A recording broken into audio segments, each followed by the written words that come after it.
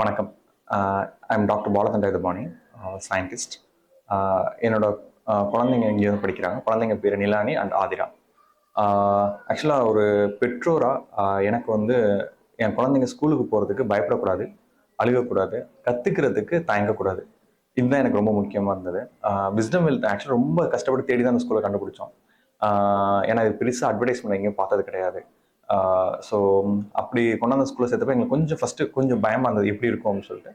But என்னோட குழந்தைங்க வந்து ஸ்கூலுக்கு போகிறதுக்கு ரொம்ப சந்தோஷமாக கிளம்புவாங்க. ஸ்கூலுக்கு போகணும் ஏன்னா சில நாள் ஸ்கூல் இல்லைன்னா போர் அடிக்குன்னு சொல்லுவாங்க.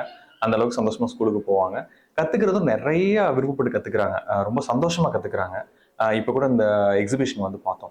இதில் என்னன்னா ஒவ்வொரு குழந்தைங்களும் சின்ன சின்ன குழந்தைங்களும் வந்து ப்ரோக்ராமிங் பண்ணுறாங்க, பயங்கரமாக வரைகிறாங்க.